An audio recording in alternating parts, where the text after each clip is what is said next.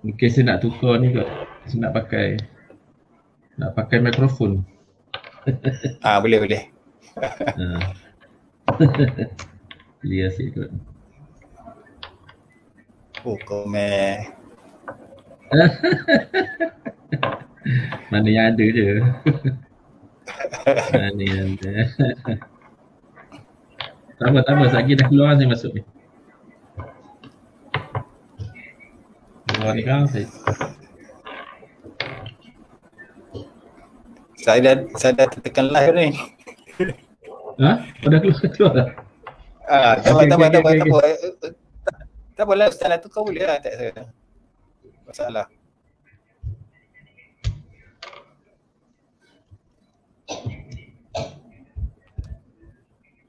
Alhamdulillah. Okey. Assalamualaikum warahmatullahi wabarakatuh.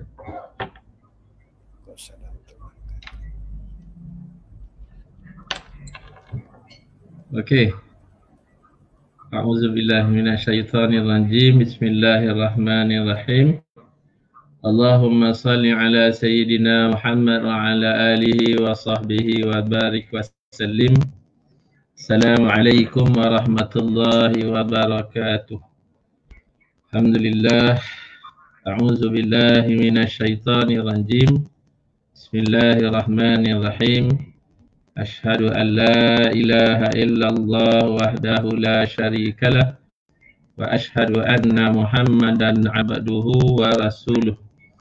Allahumma aftah alaina futuhal arifin al-hikmah waftah alaina ladunna ilma rabbi shrah li sadri wa yassir li amri wahlul 'uqdatam min lisani yafqahu qawli.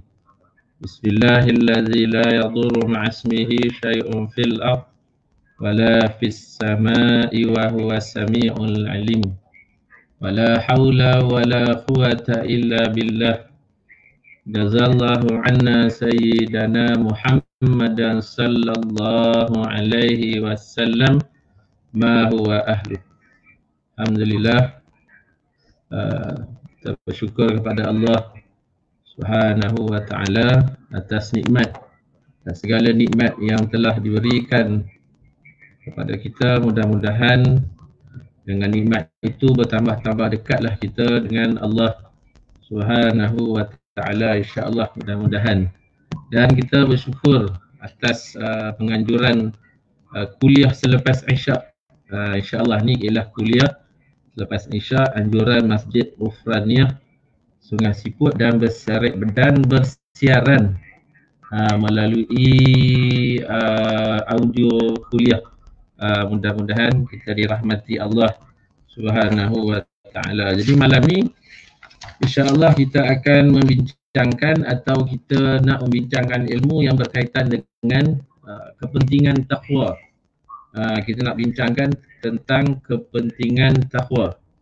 Dan kerana selalu kita mendengar tentang takwa, namun di sini kita nak tegaskan takwa ni bukanlah satu hanya perkataan yang suka-suka kita nak sebut mesti bertakwa. Tapi kita kena faham di sini maknanya takwa ni merupakan wasiat Allah Subhanahu wa ta'ala kepada umat-umat yang terdahulu dan juga kepada umat yang terkemudian. Ini telah dirakamkan oleh Allah Subhanahu wa ta'ala dalam surah An-Nisa ayat 131. A'udzu billahi minasyaitonir rajim. Wa laqad wassaynal ladzina utul kitaba min qablikum wa iyyakum anittaqullah. Sadaqallahul azim. Sesungguhnya kami telah berwasiat, yakni kami telah memerintahkan kepada orang-orang yang diberi kitab sebelum kamu dan juga kepada kamu, bertakwalah kepada Allah Subhanahu wa ta'ala. Maknanya cerita bertakwa ni bukanlah satu perkara yang boleh dipandang ringan kerana dia merupakan perintah daripada Allah Subhanahu wa ta'ala kepada kita dan umat yang terdahulu. Sehingga kan bab takwa ni kalau kita merujuk kepada setiap hari Jumaat, rukun dalam khutbah itu ialah mesti Tuan Khatib tu Dia akan sebut, dia akan lafazkan ittaqullah, bertakwalah kamu kepada Allah. Yang mana kita sedia maklum, kalau ini tertinggal, maka khutbahnya, salat Jumaatnya, habis semuanya terbatal. Maknanya nak bagi kefahaman kepada kita bahawa bab takwa ni ditekankan setiap minggu. Maknanya bila berlalu sepanjang minggu itu, Isnin, Selasa, Rabu, Khamis, ni mungkin kita dah lupa kan. Kan bila kita ambil balik, bila Jumaat tu diingat kepada kita, ittaqullah, takutlah kamu kepada Allah. Itu kita faham takut. Sebenarnya bukan sekadar nak faham takut tu. Sebab takut ni ialah khasyatillah. Takutlah kamu kepada Allah. Tapi takwa ni sebenarnya ialah buah daripada iman. Hakikat kepada iman itu ialah takwa. Maka diingatkan kepada kita, kalau boleh jadi kita terlupa kerana apa? Selepas Jumaat itu kita melalui semula. Selalu semula. Masya Allah. Tak berapa clear, saya kena pakai earphone juga. Pakai earphone juga. Pakai earphone. Masya Allah. Subhanallah. Tak clear pakai ni. Okay good. Pakai ni okay good. Subhanallah. Jadi kerana apa? Kerana bila kita meninggalkan Jumaat, bila kita meninggalkan hari Jumaat itu, maknanya kita akan menempuh hari Sabtu, Ahad, Isnin, Selasa, Rabu, Khamis ni 6 hari setelah itu, sebelum kita datang sebelum kepada Jumaat, dengan kita ni macam-macam duduk bidangnya, bidang pertaniannya, ada yang pergi berniaga ni, ada yang pergi pejabatnya, ada yang macam-macam lah pekerjaan. Perkara dunia ni telah menyebabkan kita ni mungkin terlupa. Kita mungkin terlupa. Kita masih lagi seorang Islam, kita masih lagi mendirikan sembahyang, kita masih lagi menjaga amalan lahiriah kita, tetapi kita bimbang di mana bila mana kita tak sungguh-sungguh memahami apa itu takwa, maka kita akan jauh daripada Allah Subhanahu wa taala. Sedangkan takwa ini adalah menunjukkan kepada kita betapa penting takwa ni. Allah kata apa lagi? Inna akramakum indallahi atqakum. Maknanya tanpa takwa kita tidak akan mendapat kemuliaan. Sebab tu Allah Subhanahu wa taala apa dia sesungguhnya semulia-mulia kamu di sisi Allah lah kamu yang paling bertakwa. Nak jadi mulia ni maksudnya mulia dalam hal-hal yang berkaitan dengan hubungan kita dengan Allah. Kita ni jadi mulia disebabkan kita menjaga hubungan kita dengan Allah. Dan kita juga jangan lupa kita juga menjadi mulia atas kerana hubungan kita sesama manusia. Kerana sudah berapa lama dah kita orang yang beramal, kita orang Islam, kan Islam tu mulia, Islam tu cantik, Islam tu indah. Tetapi kalau kita lihat banyak perkara yang kita tertinggal, banyak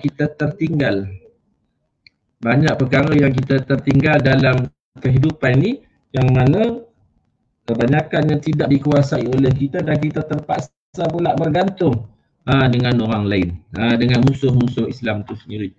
Jadi itulah yang menjadi masalah kepada kita ni bila kita tak sungguh-sungguh dengan takwa. Kerana tu bila kita tengok bab takwa ni, maka diingatkan oleh Allah Subhanahu wa taala kepada kita setiap minggu. Setiap minggu diingatkan ittaqullah. Saya nak tegaskan lagi sekali. Kalau kita perasan bab ni walaupun simple je. Ittaqullah, takutlah kamu kepada Allah, kan? Simple je kan? Simple je. Kita tengok memang ringkas sangat. Tapi kalaulah ini tidak dilaksanakan, ini tidak dilafazkan, maka Jumaat kita habis semua terbatal. Kalau pada hari raya, kalau solat sunat hari raya pun, solat sunat tu akan terbatal. Sebab apa? Sebab bila mana kita tak sebut ittaqullah saja. Menunjukkan apa? Kenapa satu perkataan yang ringkas tu, takwa sahaja, dia menjadi memberi kesan yang besar dalam hidup kita. Sebab takwa tu merupakan sesuatu yang sangat penting. Kerana seorang yang Islam, seorang yang beriman, seorang yang bertakwa, kalau kita nak lihatlah secara mudah nak faham sini, kita bimbang sebab satu orang Islam belum tentu dia beriman. Nampak tu kan? Dan seorang yang beriman belum tentu bertakwa. Seorang Islam belum tentu beriman, seorang yang beriman belum tentu bertakwa. Macam mana nak faham tu? Tapi seorang yang beriman pastinya Islam, seorang yang bertakwa pastinya beriman. Dia bersangkut-sangkutan di situ. Dan di sana pula bila kita lihat Islam tu perkara lahiriah, iman perkara dalaman, takwa tu pula buah atau hakikat daripada iman. Yang Allah nak tengok ni yang hasil tu, takwa. Sebab tu di sana kalau kita nak mulia, ni maksudnya di sudut ibadahnya, di sudut takwanya, kita mendapat bantuan Allah, kita mendapat perhatian daripada Allah, masalah kita akan selesai dengan kita sungguh-sungguh jaga ibadah. Itu satu. Tapi kalau kita hanya sungguh-sungguh menjaga ibadah, kita duduk pada golongan yang hanya zikir. Kita nak duduk dalam golongan yang zikir dan fikir. Tapi kalau kita hanya sungguh-sungguh dengan dunia pula, dengan dunia, apa dia akan jadi? Dia akan jadi pula masalah yang mana tu? Masalah kita jadi berfikir hal dunia je. Kita fikir hal dunia, dah agama tertinggal pula. Ramai orang yang dia mengambil dunia, dia mendapat dunia, dia menguasai dunia, tetapi dia tertinggal pula hal-hal yang berkaitan dengan akhirat. Semayang entah ke mana, Quran entah ke mana, Islam entah ke mana, cari hidup entah ke mana. Allah. Di mana tu?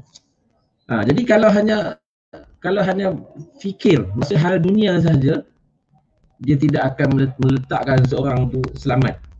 Dia tidak akan meletakkan seorang tu selamat. Dia tidak akan mulia. Sebab kalau satu orang tu, kalau sekadarlah satu orang tu kan, kita ambil contohlah kan, dia berjaya lah dalam dunia. Dia sangka dia dah berjaya dengan dunia dah sebab dia dapat semua. Tapi apa artinya kejayaan tu? Kalau pakai contoh, kalau satu orang yang kaya, kekayaan tu hanya untuk diri dia sahaja, ini bukan takwa. Ini bukan nilai takwa. Minta maaf tuan-tuan sebab ada gangguan. Dia ada gangguan.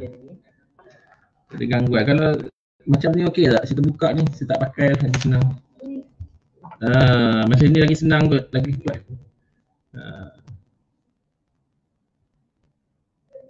Sebab dia ada orang kata tak apa dengar. Okey tak ni? Okey tak? Harap okey lah. Inilah antara cabaran kuliah online ni. Okey, sambung balik. Apa yang kita nak sambung ni, kita bayangkan satu orang yang duduk pada fikir. Dia duduk pada dunia. Dia dapat dunia. Dia dapat kepentingan dunia. Tetapi dia menjadi seorang yang sombong. Dia menjadi seorang yang ujub. Dia menjadi seorang yang riak. Dia hanya suka dengan kekayaannya sahaja. Dia tenggelam dengan kekayaannya saja. Dia dapat dunia tapi ada takwa, ada ketakwaan.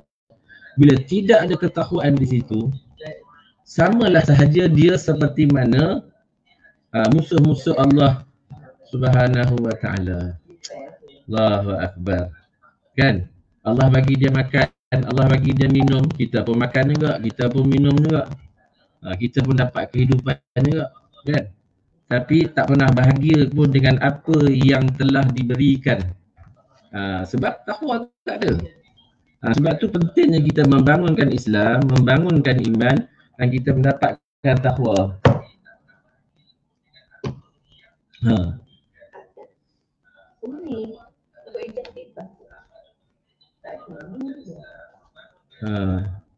Saya pun tak tahulah, ada gangguan-gangguan banyak. Gangguan dalam rumah saya saja kot. Orang lain mungkin tak.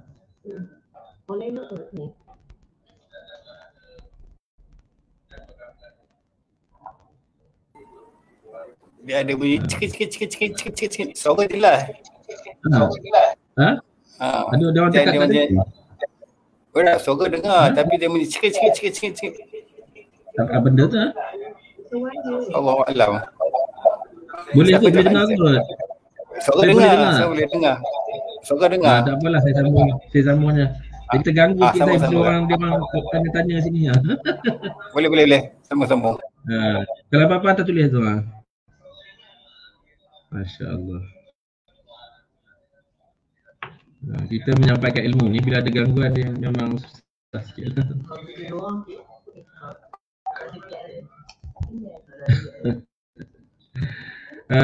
Saya ulang balik tadi, maknanya pentingnya iman Islam, pentingnya iman pentingnya takwa. Yang kita nak bincang malam ni ialah tentang kepentingan takwa. Sebab apa kita nak bincang tentang takwa ni? Sebab takwa ni bukan hanya kita nak faham makna takwa ni berarti takut. Walaupun kita sebut ittaqullah, takutlah kamu kepada Allah, tapi takwa ni bukan berarti takut. Dan takwa ni pula seperti mana selalu kita faham, kalau orang tanya apa itu takwa, maka kamu mentaati perintah Allah dan kamu meninggalkan segala larangan Allah. Tetapi saya nak beritahu ni, takwa ni bukan sekadar nak faham takut kepada Allah, bukan sekadar tu. Dan bukan juga sekadar kita faham takwa tu sejauh mana kita rasa aku dah boleh mentaati perintah Allah, aku sudah boleh meninggalkan larangan Allah, aku sudah bertakwa. Bukan. Kalau sekadar itu jadi tak capai lagi dia punya tahap ataupun takat yang diperlukan untuk mendapat bantuan Allah Ta'ala, dan belum sampai lagi satu tahap untuk mendapat keselamatan dunia dan akhirat. Jadi kalau kita faham yang tersebut, jadi kalau dia kata takwa itu adalah dengan taat perintah Allah dan meninggalkan larangan Allah semata, betul lah tu. Kalau itu saja dia faham, itu baru dikira sebagai taat dan patuh. Betul lah tu, taat dan patuh, tapi belum capai takwa. Sebab apa dia kata begitu? Sebab ramai orang yang dia boleh taat tapi dia tak bertakwa. Ramai orang taat, kita ambil contoh, boleh sembahyang tak? Boleh sembahyang, tak ada masalah. Punctual, sembahyang tak ada masalah. Jemaah tak ada masalah. Tak boleh pergi masjid pun, dia boleh jemaah di rumah, tunggu waktu. Maghrib 7.30, 7 suku dia dah tunggu, siap baca Quran lagi, tak ada masalah. Lepas tu bila masuk waktu azan di rumah, tak ada masalah. Iqamah, tak ada masalah. Rumah jadi macam masjid lah. Tak pergi masjid ni tak ada masalah apa, sebab dia taat. Dan ramai orang yang dia sudah duduk pada ketaatan tapi dia masih berpakai dengan pakaian sifat-sifat nafsu, ataupun dengan kata lain, dia masih lagi membuahkan nafsu dia. Nafsu dia telah menghasilkan buah, iaitu buah apa? Buah mazmumah. Nafsu ni pun tak ada masalah. Sebenarnya bukan ada masalah tu kalau sampai mutmainnah. Yang masalah dia nafsu yang amarah. Jadi nafsu yang amarah ni telah membuahkan buah apa? Buah-buahannya mazmumah. Apa nama buah tu? Sombong, ujub, riya, sum'ah, sangka buruk, macam-macam. Dia taat, bukan tak taat. Dia patuh, bukan tak patuh. Tapi dia masih ada lagi penyakit-penyakit ni, maknanya dia belum lagi dapat takwa. Habis tu macam mana nak faham takwa ni? Takwa ni sebenarnya ni lah nak faham, ni ialah intipati ataupun ibu kepada ibadah. Ini ibu dia, intipati sebenarnya ibadah kita tu, iaitu yang berkaitan dengan ruh atau jiwa ibadah atau ruh ibadah. Kalau nak faham lagi, selalu kita akan sebut pengajian ni kan, pengajian yang ada ruh. Macam mana pengajian yang ada ruh? Bukan saja kita menyampaikan ilmu, tetapi di sana ada datangnya rasa takut kepada Allah. Makna ada ruh. Kita rasa ilmu ni adalah anugerah daripada Allah Subhanahu Wa Taala. Rasa macam tu. Kita rasa macam tu, walaupun jalan-jalannya audio kuliah, jalannya sahabat kita Abu kan, jalannya ialah Masjid Ghufraniyah kan. Kita nampak macam tu kan, kita nampak jalan-jalannya. Tapi kita nak faham ni, takwa ni, ruh dalam solat kita ni, kita nak rasa macam mana? Yang ni kita dapat duduk malam ni, Masya Allah kan, la haula wala quwata illa billah, adalah apa ni? Adalah anugerah Allah SWT. Itu ruh dia. Ruh dia, intipati dia. Intipati dia tu. Dan daripada pengajian ni pula, yang dikatakan pengajian ni ada ruh dalam pengajian, ada ruh ilmunya. Pengajian kita ni boleh bawa dekat kita kepada Allah. Bukan sebab seronok-seronoknya, sebab seronok kita nak cakap, seronok kita nak buat live kan. Dia bukan macam tu. Kalau macam tu je, dia tak kenal tu. Dia kalau macam tu je, dia tak kenal. Dia tak kenal. Dia mesti ruh kepada pengajian tu masih macam tu. Sehingga boleh menghasilkan akhlak mulia. Apa artinya mengaji kalau tidak menghasilkan akhlak mulia? Jadi kalau kita mengaji, yang dikatakan pengajian tanpa takwa, ni saya saya bincang ni pasal nak pergi nampak je kepentingan takwa ni. Jadi pengajian tanpa takwa, maknanya pengajian tanpa ruh, yang mana pengajian tanpa takwa atau tanpa ruh ni, pengajian tu tak boleh bawa kepada dia untuk menghasilkan akhlak dengan Allah dan akhlak sesama manusia. Inilah yang kita akan duk pusing sebab mungkin ramai orang dah tak nak bercakap tentang takwa ni. Sedangkan ini adalah perintah daripada Allah Subhanahu Wa Taala kepada kita. Malah kalau kita nak petik sini ada hadis Nabi sallallahu alaihi wasallam, banyaklah saya nak pilih. Saya nak pilih satu je banyak daripada maksudnya saja, iaitu Rasulullah sallallahu alaihi wasallam bersabda, aku berwasiat kepada engkau semua supaya bertakwa kepada Allah. Sabda Nabi sallallahu alaihi wasallam, serta dengar dan patuh kepada pemimpin walaupun dia seorang hamba Habsyi. Sesungguhnya sesiapa yang hidup selepas aku kelak, dia akan melihat pelbagai perselisihan. Maka hendaklah kamu berpegang kepada sunnahku dan sunnah para khalifah yang mendapat petunjuk selepasku. Riwayat Ahmad, Abu Daud, Tirmizi dan Majah. Subhanallah. Allahumma salli ala Sayyidina Muhammad wa ala alihi wa sahbihi wa barik wa sallim. Cuma di sana kita nak ulang di depan tadi tu, apa Nabi kata, aku berwasiat kepada engkau semua. Dengan kita sekali kena batang hidung kita ni supaya bertakwa kepada Allah Subhanahu Wa Taala. Nampak, satu perintah Allah telah disebut oleh Nabi sallallahu alaihi wasallam. Kemudian Allah sebut lagi tadi, inna akramakum indallahi atqakum. Kalau kita nak mulia, siapa yang mulia di sisi Allah Taala itu mereka yang paling bertakwa. Kenapa hari ini kita terhina? Kenapa hari ini kita tertinggal? Kenapa hari ini kita ni selalu ditindas? Kenapa hari ini kita ni macam-macam masalah datang kepada kita? Sebab kita sudah terhina. Sebab untuk melawan kepada terhina ini ialah kemuliaan, dan jalan mendapat kemuliaan itu ialah dengan kita sungguh-sungguh bertakwa. Macam mana kita nak bertakwa kalau kita tak jelas apa yang dikehendaki dalam takwa itu sendiri? Jadi dalam pengajian ni, ruh takwa ataupun ruh pengajian ni ialah mesti pengajian ni bawa kita sungguh-sungguh dapat akhlak dengan Allah dan akhlak sesama manusia. Dia macam tu. Tapi kalau kita mengaji, kita jadi orang suka berhujah pandai, tapi berselisih pendapat pun bertelagah sana, berpecah sini. Dia macam ni. Kita nak satu pendapat semua tu memang payah kan. Kita mesti ada keselisihan, mesti ada ketidaksamaan kan. Tetapi macam mana kita nak belajar, kita boleh berlapang dada. Macam mana kita boleh raikan pandangan. Macam mana kita boleh menerima pandangan walaupun pandangan dia dengan kita tu tak sama. Itu maksudnya hasil daripada pengajian tu tadi. Tapi bila kita mengaji, kita makin berselisih, tak boleh nak terima, dia jadi bergaduh, dia jadi hentam-menghentam, dia jatuh menjatuhkan. Agak-agak ada takwa ke pengajian tu? Jelas? Mungkin kan. Kita pun tak tahu lah macam mana, tapi kalau ada komen boleh lah komen nak tanya dan sebagainya kan.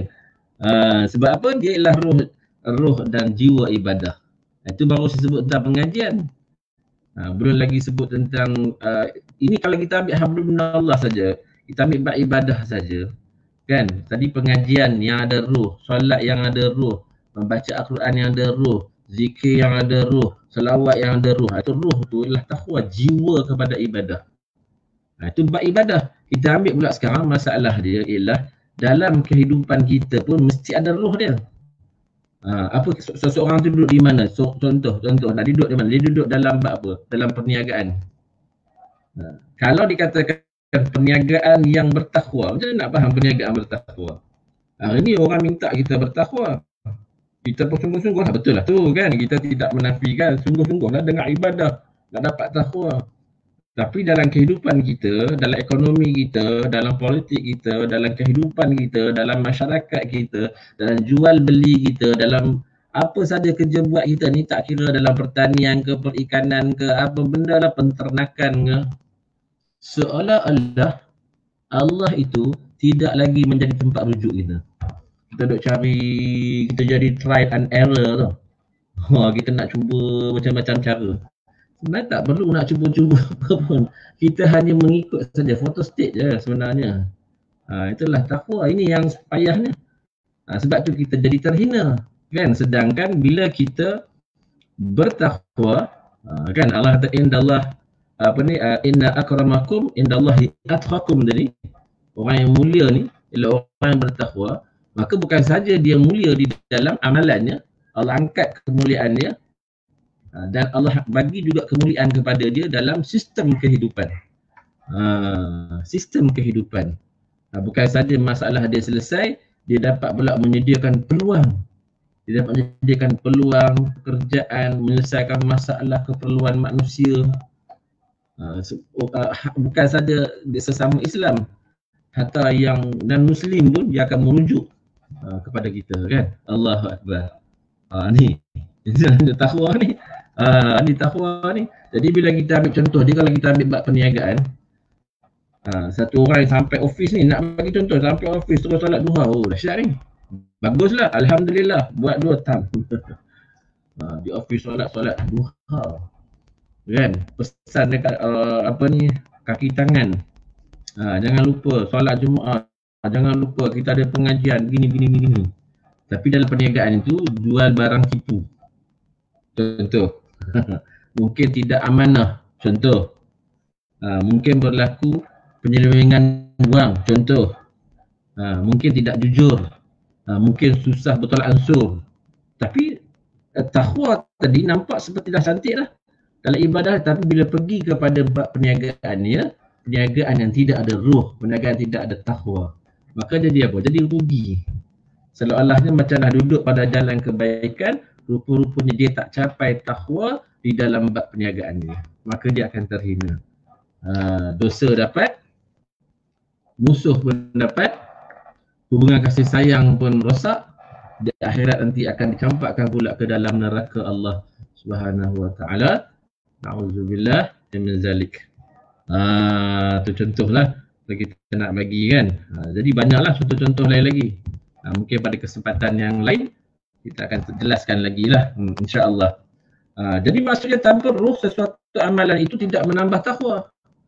Maksudnya tadi kalau kita tak fokus betul untuk membangunkan intipati kepada iman itu sendiri, intipati kepada ibadah itu sendiri, ruh itu sendiri, maknanya tidak ada arti apa-apa, mana tidak ada takwa. Sedangkan amalan takwa ini adalah sesuatu yang sangat dituntut. Sebab bila tidak ada takwa, bermakna kita tidak mendapat keredaan Allah Subhanahu wa taala. Mungkin kita pernah dengar disebut beginilah. Kalau kamu mendapat Allah, maka kamu akan mendapat segala-galanya. Tetapi apabila kamu kehilangan Allah, maka kamu kehilangan segala-galanya. Nampak tu, kan? Saya ulang balik, kan, kalau kita pernah dengar macam ni, kan. Kita kata apa? Kalau kamu dapat Allah, kamu dapat segala-galanya. Tapi kalau kamu kehilangan Allah, kamu akan kehilangan segala-galanya. Ini sebenarnya aku nak faham sedikit penjelasan. Ialah berkaitan dengan takwa lah tu. Kan? Berkaitan dengan takwa lah, sebab orang yang bertakwa ni, dia fokus dia, matlamat dia ialah nak mencari keredaan Allah Subhanahu wa taala. Tu matlamat dia.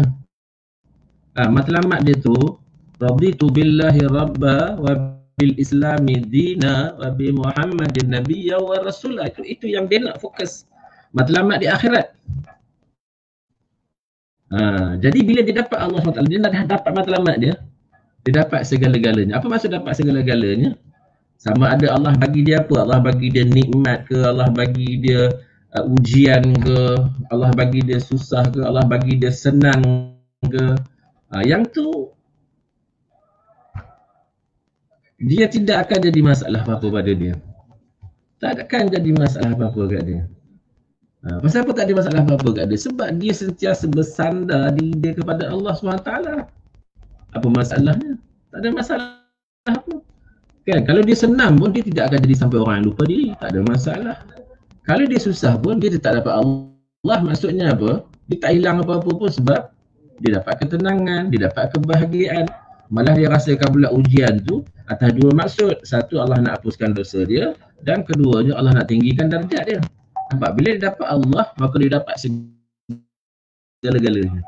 Tapi kalau dia kehilangan Allah, dia kehilangan segala-galanya, maksudnya bila dia tidak bertakwa, dia tidak mendapat redha Allah Ta'ala, kan? Walaupun dia seorang yang kaya, tapi tak pernah bahagia. Dia seorang yang kaya, tak pernah bahagia. Macam mana tu? Kaya semua ada. Apa yang tak, apa yang dia tak ada, semua dia ada. Petik jari je.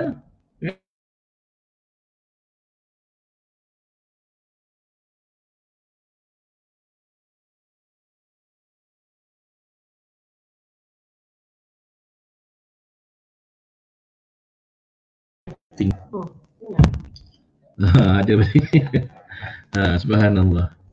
Kaya tak bahagia, apatah lagi kalau susah.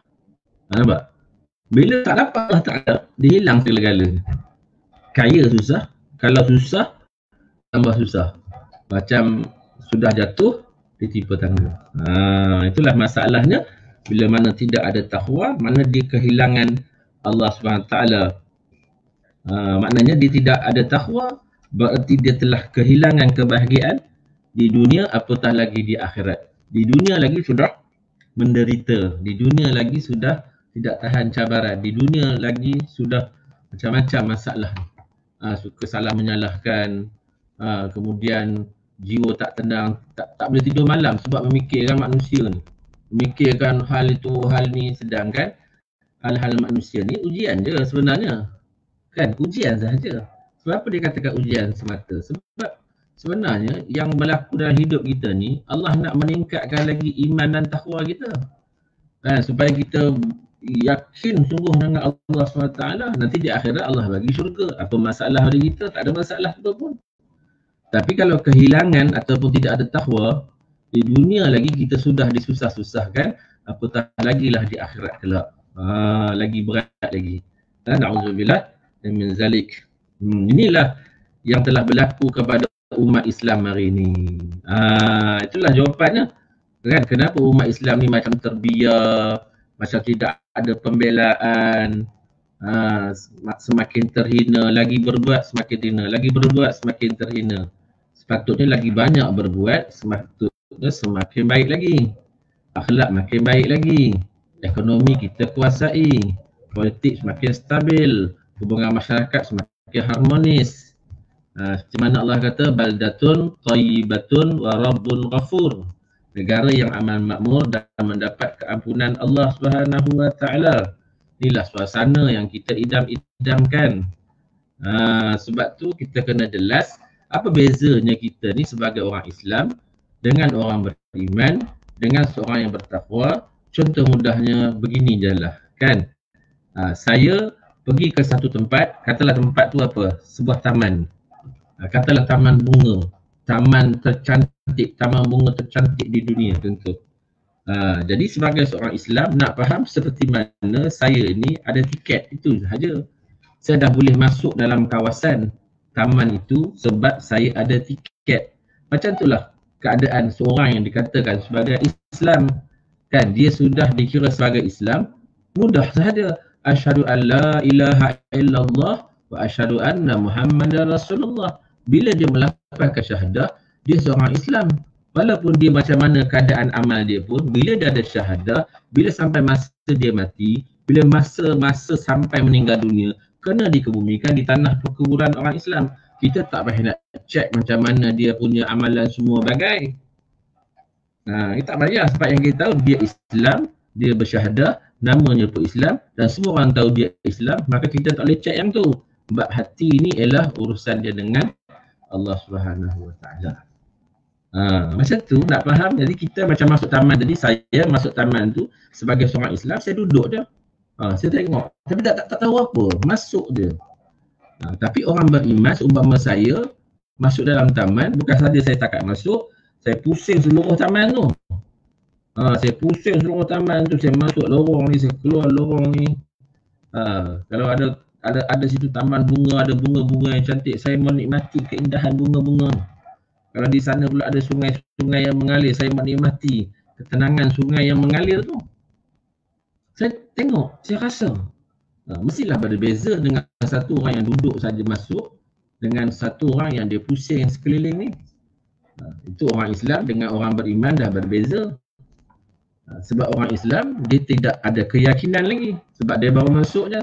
Tapi orang yang beriman dia sudah ada keyakinan sebab dia tengok sendiri, dia alami sendiri, dia menghayatinya.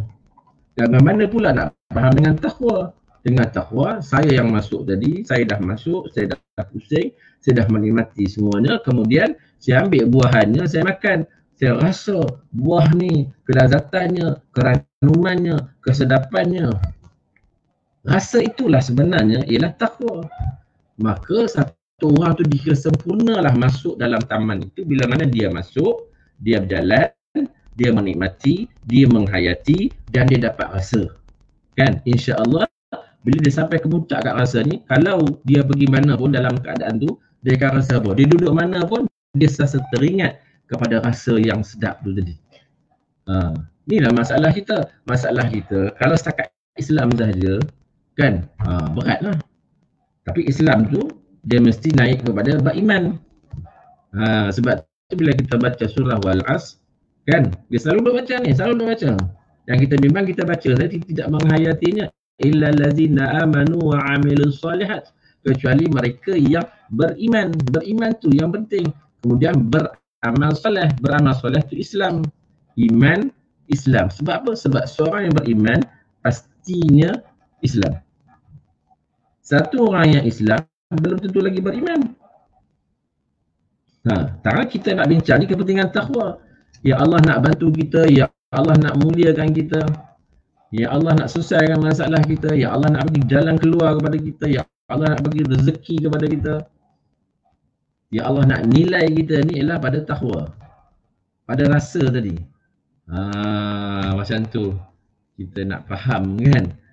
Jadi kita tepuk dada, tanyalah dada kita macam mana keadaan kita dengan takwa. Jadi selagi mana kita tidak faham apakah maksud atau erti takwa ni, maknanya tak ke mana kita ni. Tak ke mana kita ni. Tak ke mana. Tak ada pembelaan. Saya tegaskan semula. Takwa mungkin mudah kita lihat dari sudut ibadah kita. Kita jaga ibadah, kita jaga solat, kita jaga semua. Betul dah tu. Saya ulang balik. Betul dah tu. Perlu dijaga sungguh-sungguh. Tapi mungkin kita terlupa bab takwa dalam makan minum kita, dalam pakaian kita, dalam urusan rumah tangga kita, dalam urusan mencari rezeki, dalam urusan kita membangunkan negara, dalam urusan kita dengan masyarakat. Yang tu yang kita bimbang. Kan? Takut-takut nanti sebenar-benarnya kita ni syok sendiri. Jadi kita tengok lagi di sini. Jadi apa akan berlaku kenapa yang kita ni tidak bertakwa? Kenapa boleh jadi kita ni tidak bertakwa ni? Apa puncanya? Iaitu mana Rasulullah sallallahu alaihi wasallam bersabda, bila wafatnya Nabi atau bila wafatnya Rasulullah sallallahu alaihi wasallam, kata Nabi, umat aku ni dia akan jadi lemah. Nabi sebut, bila Nabi sebut, sadaqta Rasulullah sallallahu alaihi wasallam. Benarlah kata Rasulullah, kata-kata Rasulullah sallallahu alaihi wasallam. Nabi kata, bila aku wafat, setelah lama aku ni tak ada, umat aku ni akan lemah. Dan atas kelemahan umat aku ni lah, maka di situlah maka orang kafir ni dia akan datang, dia akan menindas dan makan atau bagi orang yang makan. Pasal orang kafir ni menindas kita ni bagaikan orang yang makan dengan rakusnya. Jangan orang makan dengan rakus. Ini kalau kita tidak suluh dengan ilmu, tak suluh dengan iman, kita pun bermalas-malasan dalam hal-hal yang begini. Sebenar-benarnya, kita tak nampak. Kita tak nampak. Tapi kalau kita tengok, betul kita akan nampak apa yang Nabi kata. Sehingga para sahabat masa tu bila Nabi sebut macam tu, Sahabat tanya, Nabi sebut itu, sahabat tanya, apakah ketika itu wahai Rasulullah, umat Islam ni lemah sangat sehingga musuh ni begitu kuat? Dan tengok apa Nabi jawab. Nabi kata bahkan masa itu mereka lebih ramai. Oh, betul. Pergi mana-mana dunia pun umat Islam mana. Pergilah belah Jerman, pergilah Korea, pergilah Jepun, apatah lagi lah rantau kita ni, Nusantara ni. Pergilah ke Europe, pergilah mana-mana pun. InsyaAllah kita akan jumpa orang Islam. Benar kata Nabi ni. Apa Nabi kata? Mereka ni lebih ramai tetapi tidak berguna, tidak bererti dan tidak menakutkan musuh. Mereka ni bagaikan buih di lautan. Dia banyak kan, macam mana buih lautan ni dia banyak, tapi dia sekali tiup di angin habis semua. Inilah keadaan umat. Kemudian sahabat bertanya kepada Nabi SAW lagi, kenapa keadaan ini jadi begitu? Mengapa seramai itu? Kata sahabat. Sahabat ni dia kata, mengapa seramai itu tetapi macam buih di laut? Jawab Rasulullah SAW, kerana ada dua penyakit. Ni penyakit. Penyakit ni lah penyakit yang duduk dalam hati sebenarnya. Tak lagi kita tengok bagus punya body kan. Tapi ada penyakit. Tengok sihat. Pergi cek, pergi klinik, pergi hospital, pergi cek. Tak cukup tu pergi farmasi ke, pergi bayar. Nak pergi cek tengok darah tinggi ke, jantung ke apa benda. Semua okey, rasa lega. Rasa tak ada penyakit lah kita rasa ni. Penyakit tu tak bahaya sangat. Yang bahaya ni penyakit ni. Penyakit yang Rasulullah sebut ni, iaitu mereka telah ditimpa dengan penyakit yang disebut sebagai al-wahan. Telah ditimpa penyakit al-wahan.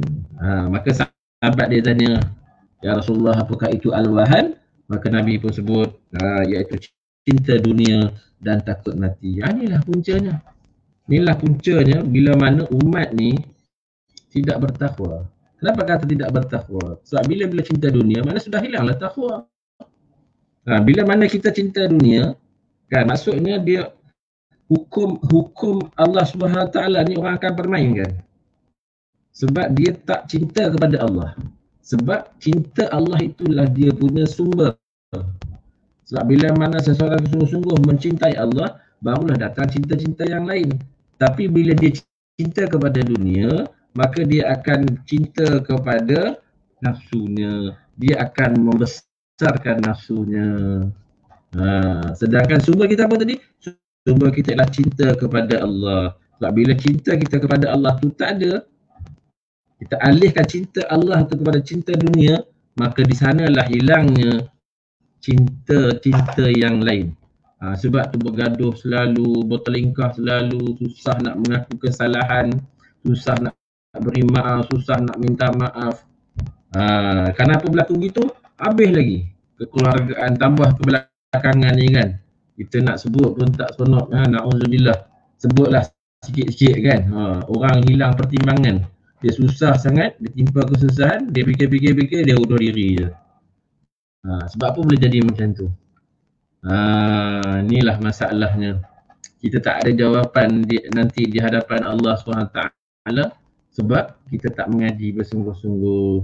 Sebab sebenarnya ini penyakit ni, penyakit yang berlaku di kalangan umat ni ialah dia sangka-sangkanya kita hidup ni cukup makan, minum, tidur, baring, kerja, cukup.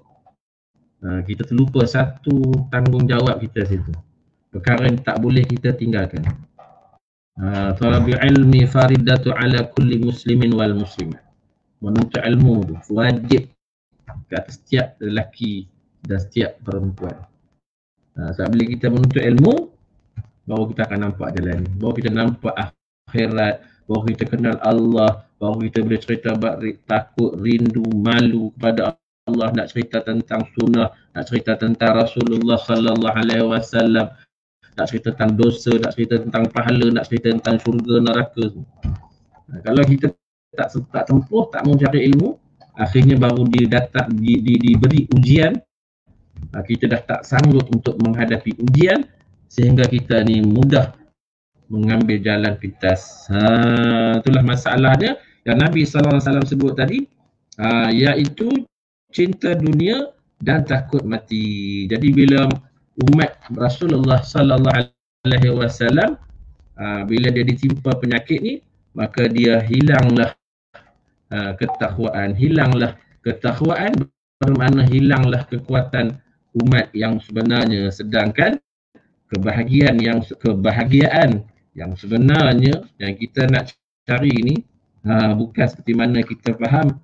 Kita ingat kita ni dah ada segalanya, dah ada kesihatan yang baik, dah ada harta benda yang banyak, kita rasa kita ada kawan, kita rasa kita ada pangkat darjat, kita ada pengaruh, kita rasa inilah sebenar-benarnya kebahagiaan. Sebenarnya bukan, di situ letaknya bahagia. Bahagia ni terletak di dalam hati kita. Itulah mana bila terletak dalam hati kita, membawa maksud apa? Di sanalah perlunya kita membangunkan hati ini, maksudnya membangunkan ketakwaan. Sebab bila mana kita dapat takwa, kita sentiasa tenang, kita sentiasa rasa senang, lapang, bahagia. Walaupun miskin, walaupun diuji dengan pelbagai ujian, tapi kita tetap tenang dan bahagia. Tapi kalaulah hati kita rosak, kalaulah takwa ni tidak kita sungguh-sungguh mendapatkannya, macam mana ataupun sebanyak mana ilmunya, kalau nak ambil tingkat-tingkat tinggi sampai PhD sekalipun, kalau dia kaya pula sekaya-kayanya sampai mangkuk tandas pun meh kan. So cerita lah meh ni, kita nak cerita meh ni pada gelang, pada tengkuk kan. Meh ketul-ketul emas tu, ini punya kayanya sampai mangkuk tandas tu kan ada apa, mangkuk tandas pun meh tu. Lebih macam tu sekali punya kaya dia. Pangkat dia pun setinggi-tinggi pangkat dia. Tapi kalau tak ada takwa, tak pernah bahagia, tak pernah tenang, tak pernah dia mendapat kebaikan. Itulah kepentingan kepada atau kepentingan takwa di dalam kehidupan kita. Jadi kalau kita nak membahaskan atau kita nak berkongsi-kongsi ilmu tentang takwa ni, sebenarnya tidak akan habis. Ada banyak lagi bahagian-bahagian lain yang boleh kita sentuh. Takrifnya, macam mana nak dapatnya, mungkinlah kita boleh sambung pada pengajian kita yang lain, jika ada jemputan lagi kan. Bila ada jemputan, kita ni bukanlah layak pun, kita tak layak pun. Kita ni belajar. Terima kasih juga kepada guru kita Ustaz Ibrahim Istar. Saya nampak sini tuan guru kita kan, ayahanda kita Ustaz Ibrahim Istar, dan yang lain-lain yang menonton yang bersama dalam pengajian pada malam ni. Sebenar-benarnya dalam berilmu ni, bila ada hajat, berhajat, kita tunaikanlah. Kita pun ada kemampuan di sana. Sebenar-benarnya nak kira layak memang tak layak lah. Cuma kita ni mengisi ruang dakwah. Sebab dakwah ni balighu anni walau ayah ni memang kita punya tanggungjawab semua. Dan inilah kita istimewanya sebagai umat Muhammad sallallahu alaihi wasallam. Masya-Allah, la haula wala quwata illa billah. Alhamdulillah. Jadi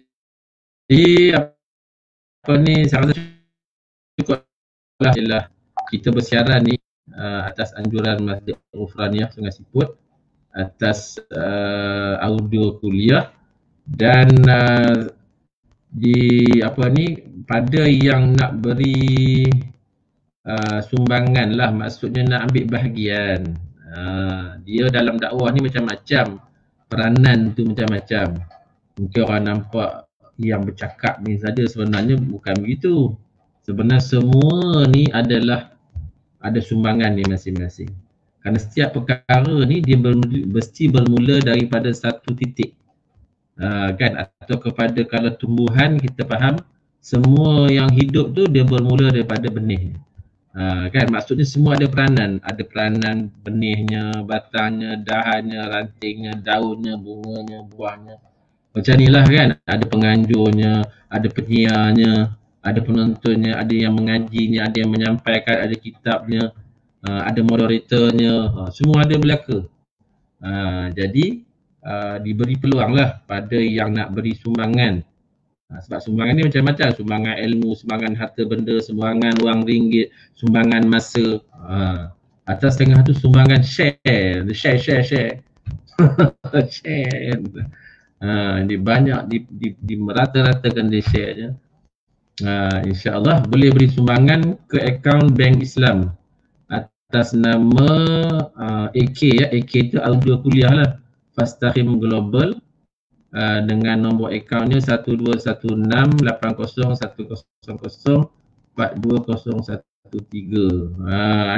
Ada di skrin tu, boleh ambil di sana lah insyaAllah.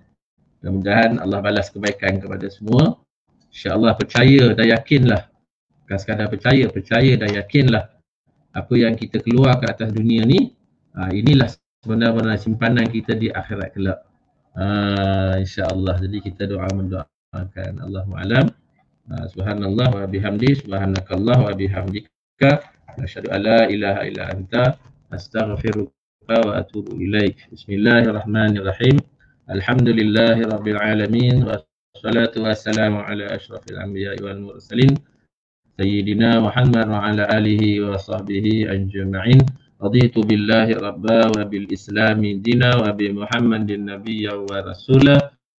Allahumma inna nas'aluka ilman nafi'an wa amalan mutaqabbala wa rizqan halalan tayyiba. Ya muqallibal qulub, tsabi qulubana ala dinik wa ala ta'atik.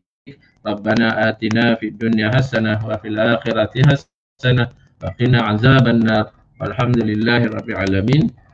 Pertamanya saya minta maaf lah salah silap saya sepanjang menyampaikan. Kemudian yang keduanya minta maaf atas gangguan-gangguan tadi.